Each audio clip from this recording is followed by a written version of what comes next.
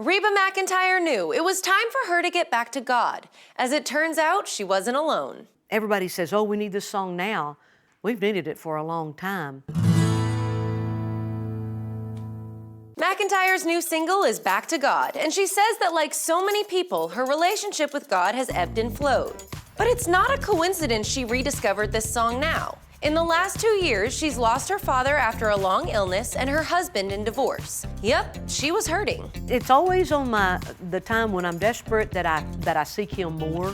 When things are going great, probably not as much, but in my older years, it's staying more consistent. But growing up, oh yeah, I can see it where I was way far away from Him.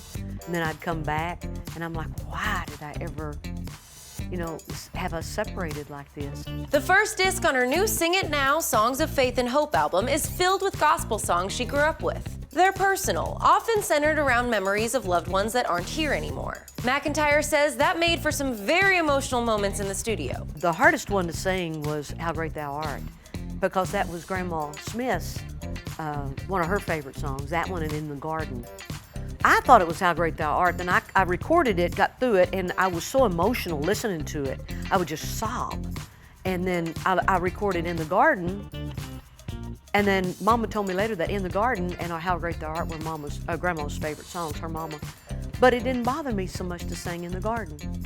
But How Great Thou Art just wrecked me. This album is helping Reba heal, which she admits is still an ongoing process. It's not an easy process. Yeah, it hurts.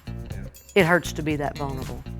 Give this video a thumbs up if you're happy she's found a path to joy once again, and click here to see her talking about how she's single and ready to mingle.